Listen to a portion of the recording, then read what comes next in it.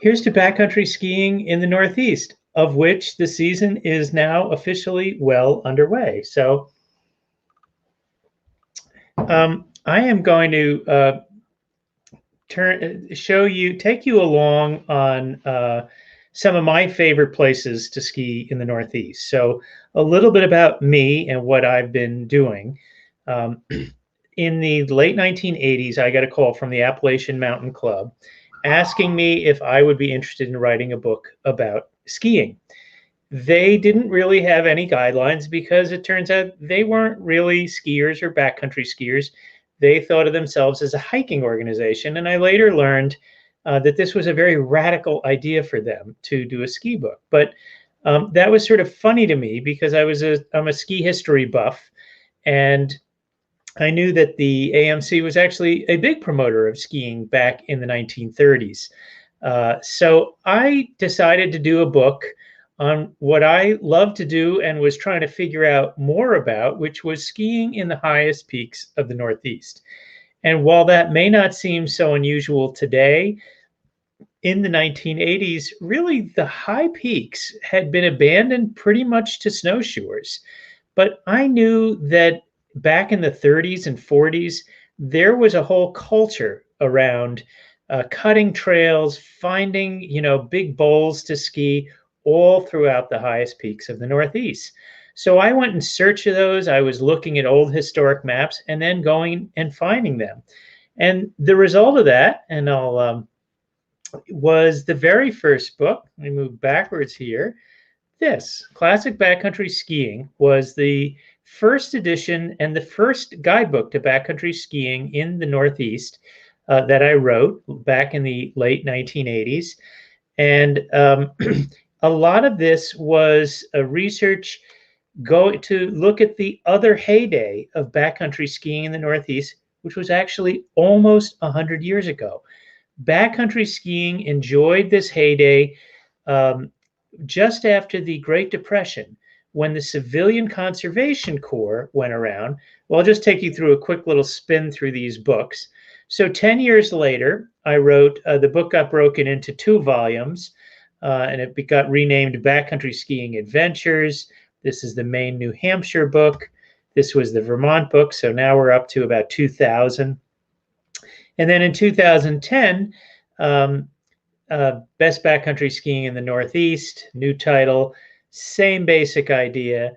And now for 2021, we are back with Best Backcountry Skiing in the Northeast, 50 classic ski and snowboard tours in New England and New York.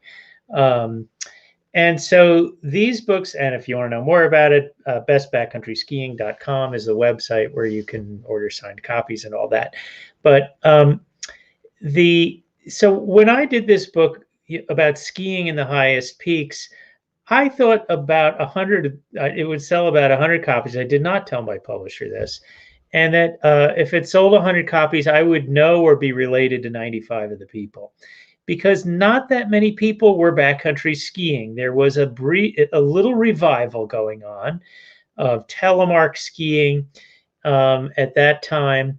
And it turned out the book came at a time, and I guess was part of kind of a whole renaissance of backcountry skiing in the Northeast.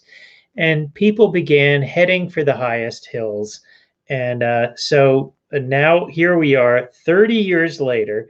And a lot of what this was me back in the first edition, digging an avalanche pit on Mount Katahdin in Maine. And for that first edition, I lived out of my 1974 Dodge Dart and skied all around the Northeast. But the sport that we are now, taking on, and for many people, maybe it's a new thing, actually is not new. And this was that previous era, that heyday that I'm talking about from the 30s. This is on Cannon Mountain. And this is an era known as the WalkUp Skiing Era, for reasons you can plainly see. The skiers that are walking up, really skinning up on the left, skiing down on the right, also known as the Down Mountain Skiing Era. And these were the folks who started it all. This was the Civilian Conservation Corps, the Depression era Jobs Corps, that was sent by the man in the middle with the very nice fedora and sweater he has on. His name was Charlie Lord. A funny thing about the CCC was it was put under the control of this. This was this was the so-called Roosevelt's Forest Army. It was a jobs program for unemployed men from the city, and large contingents of axe and saw wielding men were sent to rural areas, put under the control of the state forester. And in Vermont, that was a man named Perry Merrill, who had gotten his training as a forester in Sweden, where he saw that skiing was life. And he had a crazy idea that maybe skiing could be a way out of poverty for this poor rural state of Vermont, where he was the forester. So he is given thousands of men, and whereas in other states the CCC was sent to build roads and other such things, he sent them up the highest mountain in Vermont, Mount Mansfield. And here they are cutting the very first ski trail in Vermont, the Bruce Trail on Mount Mansfield. So, skiing picked up, and by the late 30s, early 40s, chairlifts quickly followed where these pioneers, trailblazers, had been. And many of these trails, and also there were pretty good skiers in the day. This is skiing Tuckerman Ravine on Mount Washington. So many of these, handmade CCC trails became the nucleus of the new ski areas. But many that didn't have a chairlift on them were abandoned. This was a trailblazer from the Adirondacks named Jackrabbit Johansson. He was from Montreal, and he pioneered an amazing style of skiing, basically skiing stream beds, hiking trails, you name it. And that tradition is still alive and well in the Adirondacks. Some other photos from back in the day. This is in the Great Gulf. That's Mount Washington summit in the background. This shot from the 40s. And this shot of skiing Great Gulf is from the last decade. It is from now, but the landscape remains the same, and skiers are exploring that same terrain, which still is forever wild and forever alluring.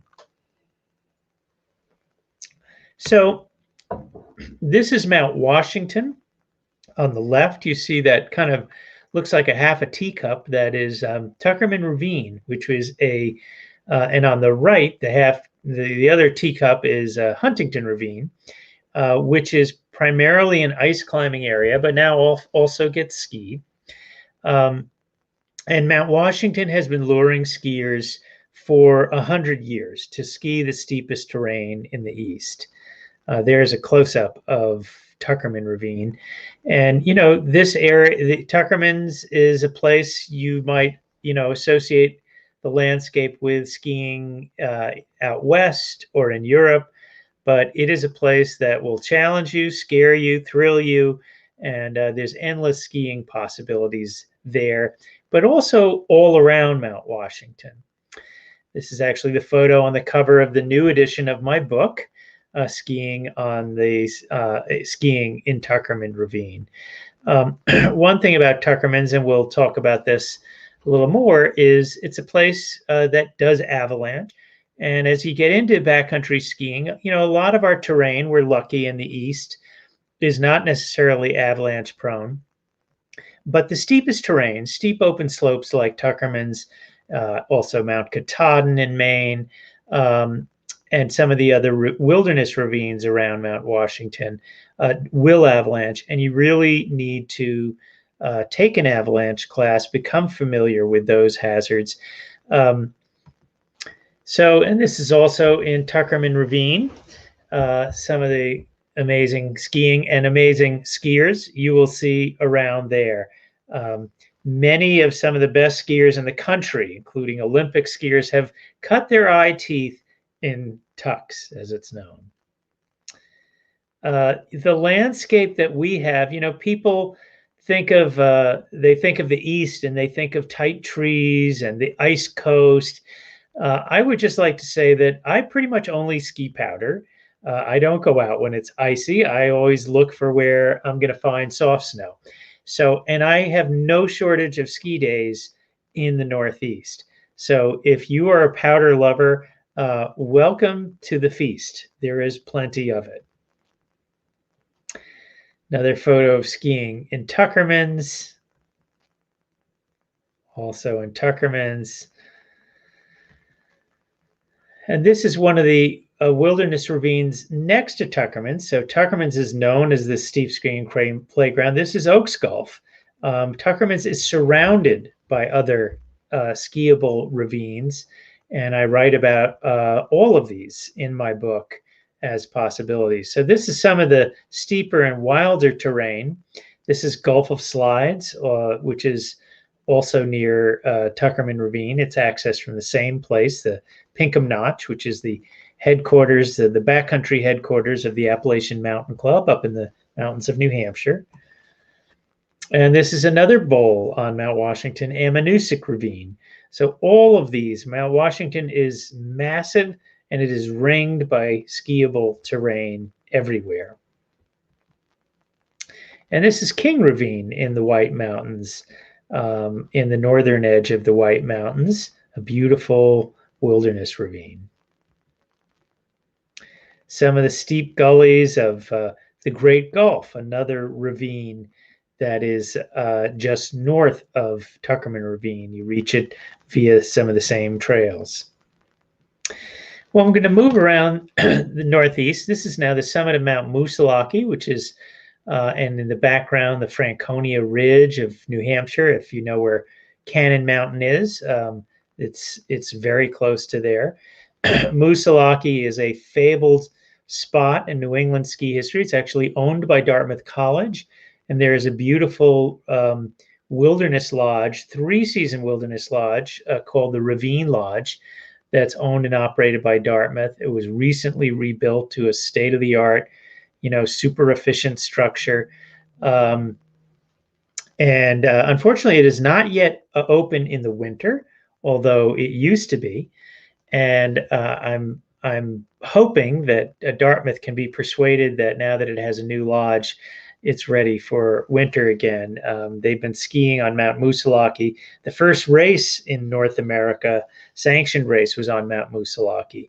And there's still good skiing and beautiful landscape there. So backcountry skiing takes all, shapes, sizes, and varieties. There's the steep terrain in the high mountains, but there's also just beautiful touring to be done in the lower elevations of the mountains. This is in the White Mountains and Greeley Pond Wilderness Area, which is in New Hampshire off the Kancamagus Highway. Moving over to Vermont, this is close to where I live in Stowe. The Trapp Family Lodge and Stowe Mountain Resort Cross Country Centers are a gateway to a number of old trails cut by the CCC. This is the Steeple Trail in Stowe. I just wrote about skiing the steeple for the Boston Globe last week. And these trails have been well maintained, really brought back to life by a new generation of skiers. This is skiing the Woodward Mountain Trail, which is reached via Bolton Valley ski area. You can ski right off the back of Bolton Valley. And Bolton Valley, I wrote about in the New York Times just over a month ago, is a great place if you're new to backcountry skiing. They rent backcountry gear, skins, skis, the whole kit. They also have guided skiing if you'd rather go with a guide.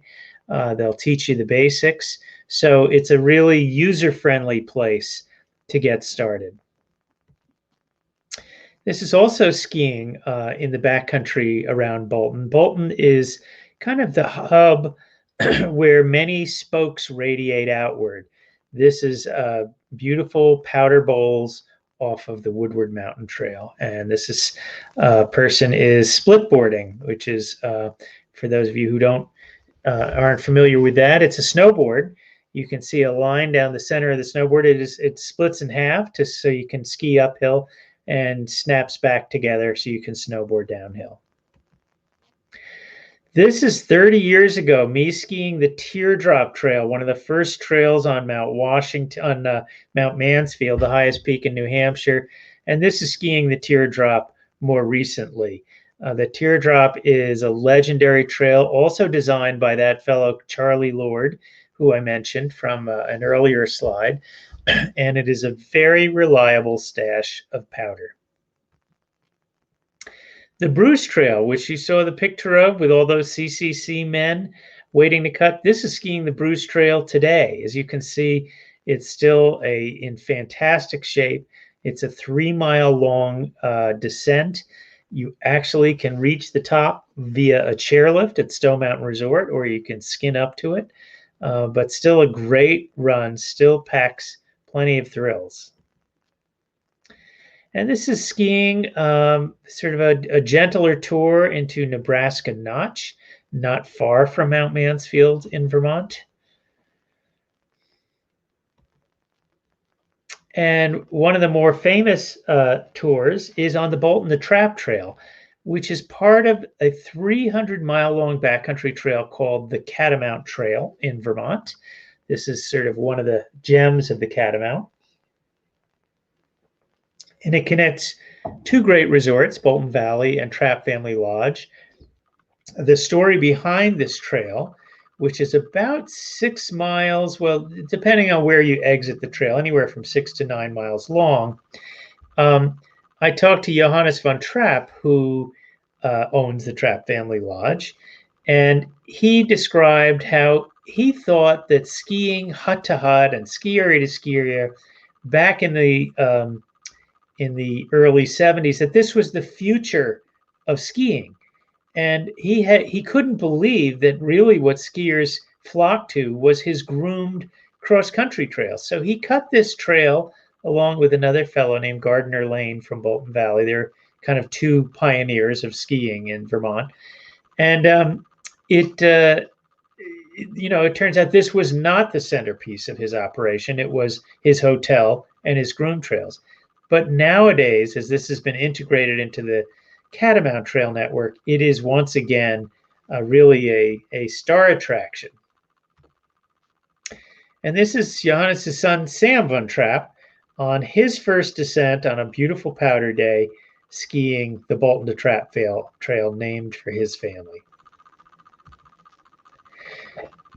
This is skiing the Bolton Trap Trail just this time last year. On an early morning ski across that I did. And it says looking north towards Mount Mansfield. Also on the Bolton to Trap Trail. There is a gentler way to ski this, but there's a lot of powder shots on the sides if you want to ski it a little more aggressively. This is Big J. So if you've been to Jay Peak, you know Jay Peak is known for its glades and whatnot. Big J is a wilderness peak that you can access from Jay Peak or from the road, and it too has become a very popular powder trove in the Northeast. Also on Big J, this is skiing something that has come to be known as Jailhouse Chute. And that is because some overzealous locals about 12 years ago showed up with chainsaws, and really very, very unfortunate. They cut down a lot of trees. It didn't need that. Big J has plenty of natural open glades. But anyway, the chute remains. The men were arrested and ended up doing some time. So Jailhouse Chute is what remains in their wake. And people should not cut pirate lines anymore like this. And New York State, a state better known for maybe traffic jams and for congestion in New York City. Well, this is the other end of New York State. This is skiing Mount Marcy, the highest peak in New York, which is a beautiful ski tour.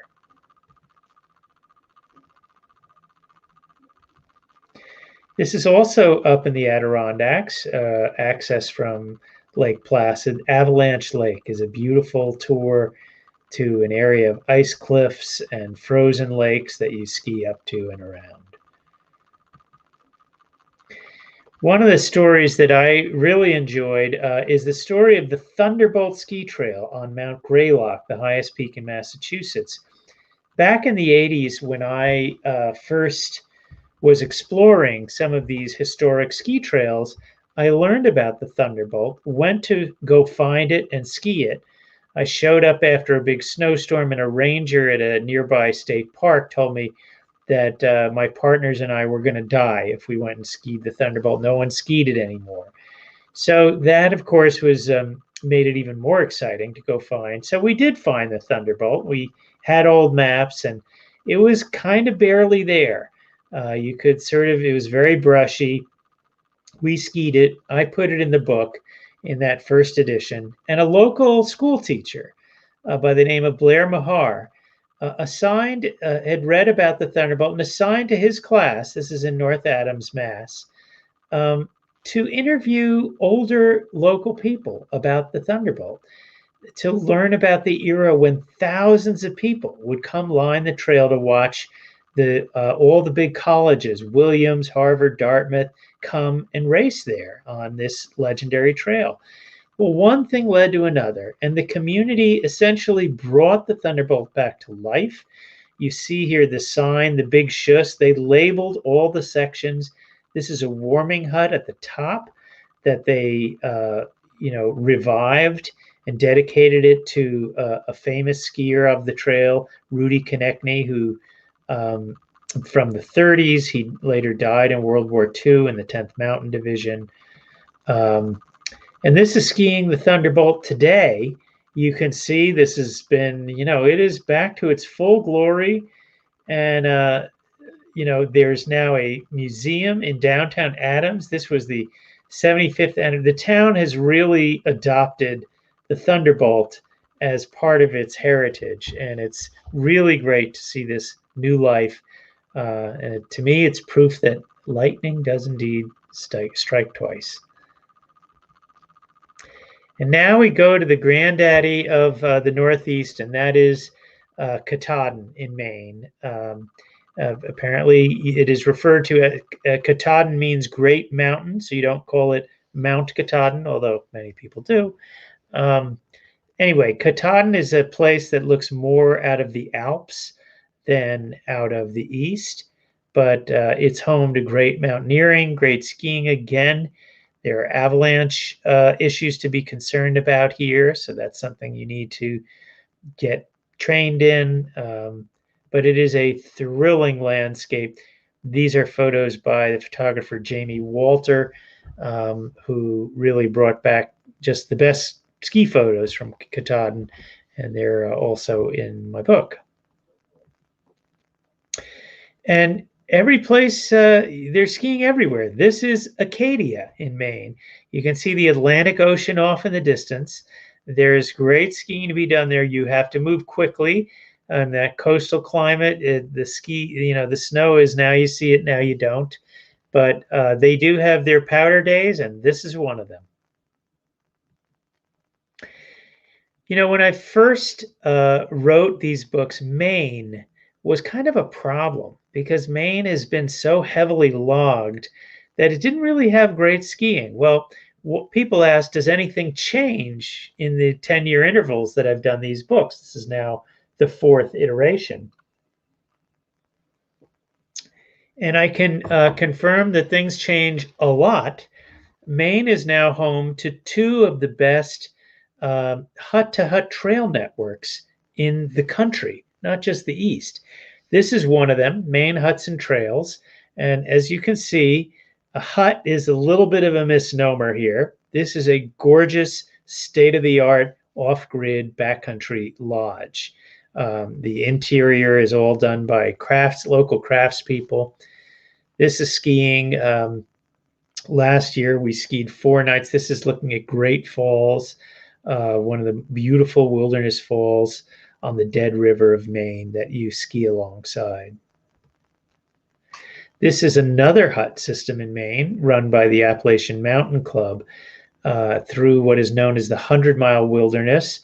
Again, these are These are beautiful lodges. The season for skiing there is, at this point, it runs from early January to just the beginning of March. So you need to jump on it quickly, but the trails are groomed. They shuttle your gear. And while, purists might say, well, I'm not, is that really backcountry? All I can say is, these full service lodges where you sit down to breakfast and dinner together and have trail lunches, it is a pretty spectacular way to enjoy the North Country of Maine.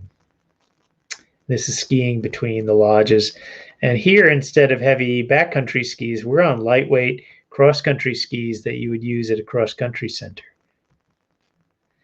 This is another one of the lodges on the Appalachian Mountain Club route.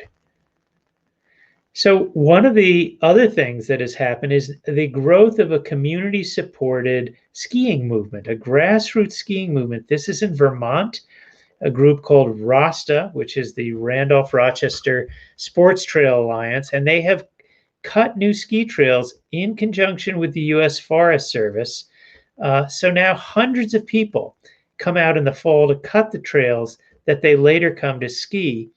New Hampshire has the Granite Backcountry Alliance, is a kind of a similar organization. And this is some of the great skiing that you now can find that has been created. And it really is a throwback to the 30s when the CCC that was the last era of backcountry ski trail cutting. And now we have a new era, and there is just fabulous terrain. You got to get there early because it's very popular. So parking becomes an issue, but check ahead. This is all part of the multiple glade zones that have been cut by RASTA in Vermont. And here we are in New Hampshire, Granite Backcountry Alliance. That's actually Tyler Ray, the founder of Granite Backcountry Alliance, skiing there through one of their first sort of signature projects, Mapleville Glade, which is right outside of North Conway.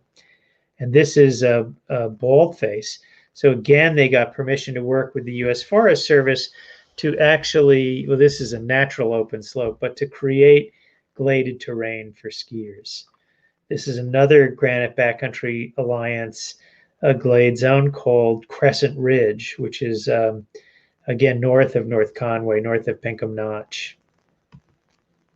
Another split border in the Granite Backcountry zone. And this is in Vermont at Mount Ascutney, which is a former downhill ski area that closed and has been brought back to life by the community and has been made into a backcountry ski area, which is a whole nother movement afoot. There's another defunct ski area in southern Vermont, Dutch Hill, that is getting a lot of attention as backcountry skiers bring it back to life. So there's life after death in skiing.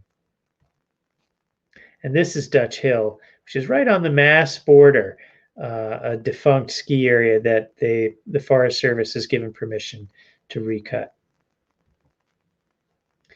Tuckerman Ravine, this is the Avalanche Advisory Board. There is when you ski there's the Mount Washington Avalanche Center. You should find its forecasts on the web and heed what it says well.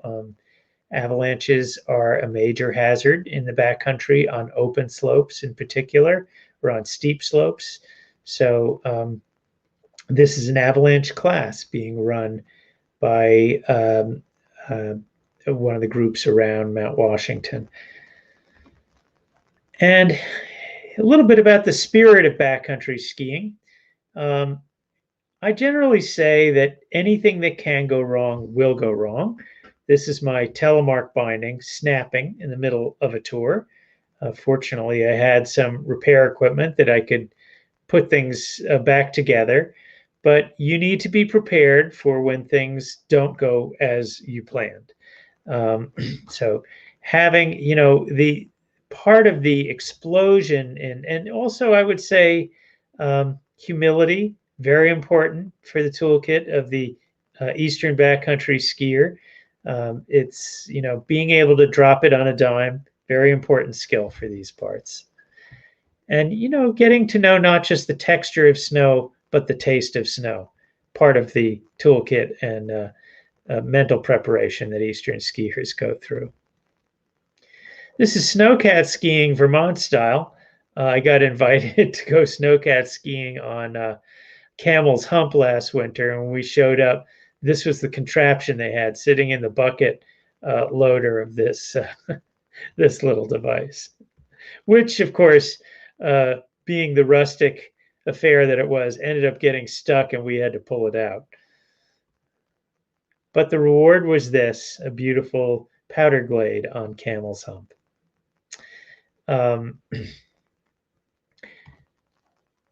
Another part of that skiing mission on Camel's Hump.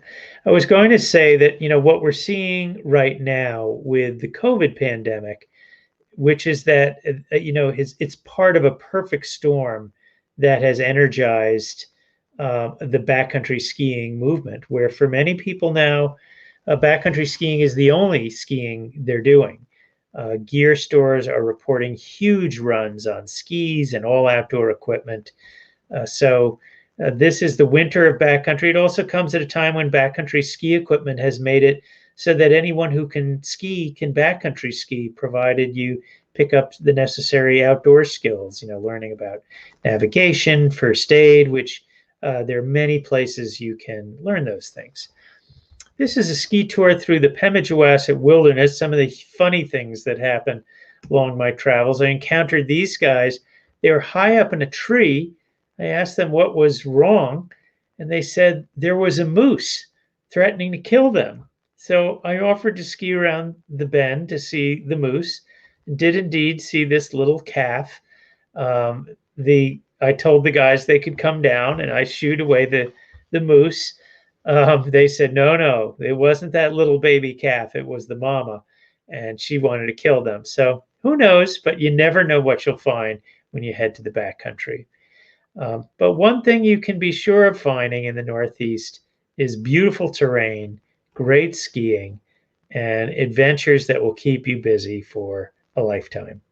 So that's the end of my slides. And I am happy to take any questions. All right. I'm hopping back in, David, to help you with questions. Okay, great. All right, thank you. That was awesome. It makes me want to go skiing right this second. Well, it's good right now, so that's good. It's good timing, right? All right, we're already getting questions, so I'll start with one from Nathan, who's asking, have you ever had any interest or thoughts to include backcountry routes from the Catskills Park in the book? I have not. I don't know the Catskills, but I think that is a great project for somebody who does know the Catskills and the skiing there. The issue that you get as you go further south is the reliability of the snow.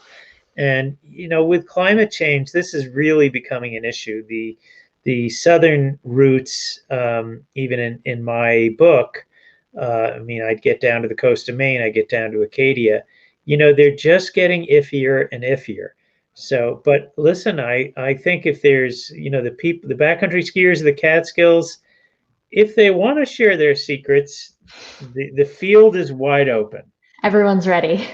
Yes. Yeah. Awesome. Okay. And related, but slightly different. Any thoughts on how New York backcountry skiers can work with the DEC? What lessons can we learn from groups like Granite and Catamount? That's a very interesting question. So DEC, of course, is the governing entity in the Adirondack Park. The Adirondacks have struggled with not having permission to be able to recut trails and glades because of the very tight rules governing the park. I know that the Adirondack Powder Alliance has been trying to work with them at a minimum to keep existing trails like the Wright Peak Ski Trail and the Mount Marcy Ski Trails. Well, it's a hiking trail and ski trail. And, I think it's important for skiers to make their voices heard, let them know that this is something that people want. but there is also skiing outside at Adirondack Park. So, Yeah. and there's a lot of great skiing in the park that I do write about. So, lots of great skiing and the potential for lots more. Yeah. All right. And all right, we got a safety question from Jacob. What are some of the best resources for weather, avian conditions, and general coverage conditions for Tuckerman?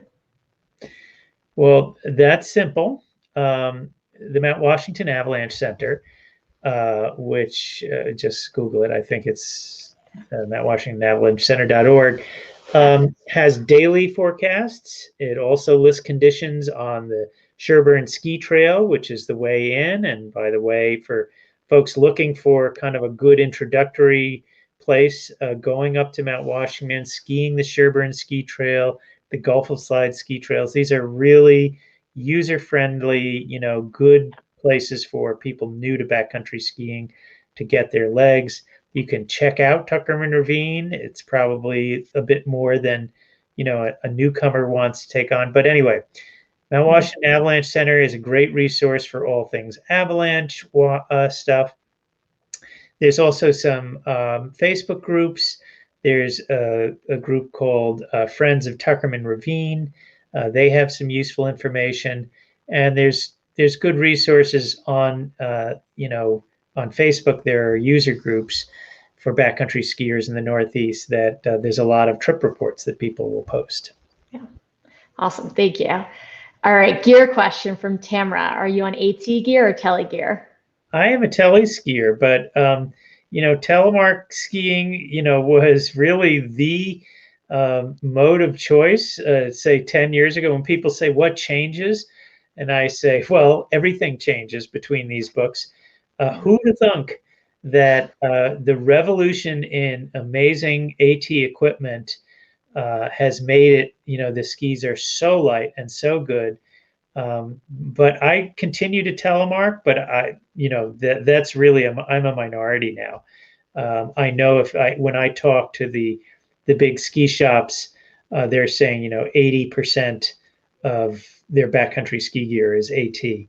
So and honestly, if you're starting out now, that is probably what you want to do. And if you're a downhill skier, that's you don't have to relearn how to ski. And splitboarding, splitboarding being the other thing for snowboarders.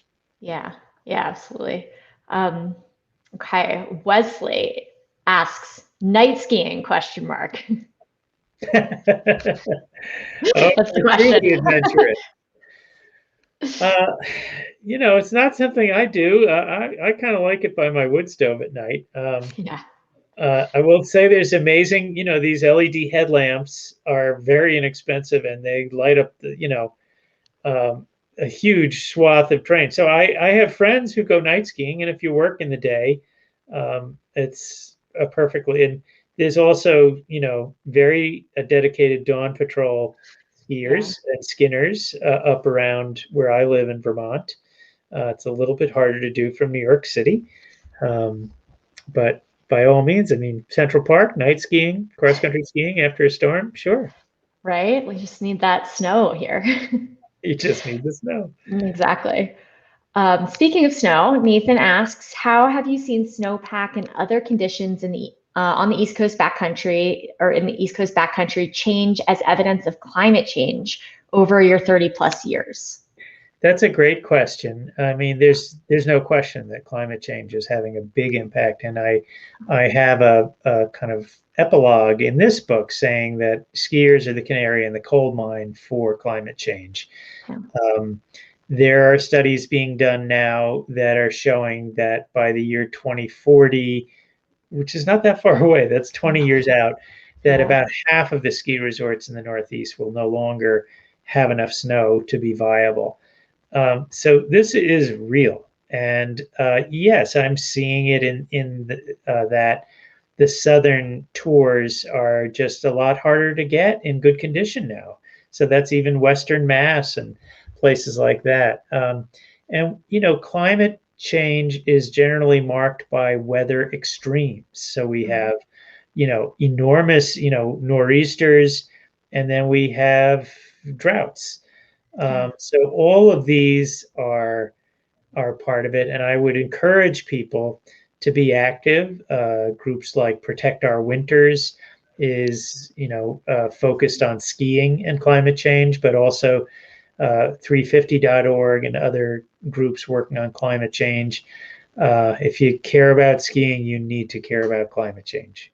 Yep, absolutely. And thanks for sharing those two sites. I think those are great resources for everyone to start out with, for sure. Yeah. Cool. All right. I think this is our last question from Brian. Outside of the trails mentioned in the new book, so if someone who's already read the new book, are there any slides, especially in the Adirondacks, that you think are worth mentioning? So Adirondack slide skiing is a very beloved tradition and guarded secrets. I talk about some of them. Benny's slide is one that I write about, but slide skiing is, basically where there's big open slopes, there's slides. Angel Slide on Wright Peak is another. There is a book, I don't know if it's still in print, called the Adirondack Slide Guide, which is really photos. I don't believe it has the kind of the step-by-step of how to get there. Need to realize that avalanches are a real issue on the slides. There's been fatalities in the Adirondacks on the slides, so this is serious stuff. But there's great skiing on the slides too. So yeah. All right. Well, looks like you answered everyone's questions. Okay, great. And thank you so much for sharing. Before we close out, I just want to remind everyone that we have 2 events next week. One that's all about going uphill. So if you are new and you want to try out your gear and be in a resort, we're going to be talking about that on Tuesday. And then on Thursday, we have Jeremy Davis from the from NILSAP, which is a history project all about skiing. So that's going to be super fun. All the stuff's at mapyara.org. And thanks again to David for sharing with us. And if you don't have his book, go get it. Yeah, bestbackcountryskiing.com. And thanks so much for having me, Sarah.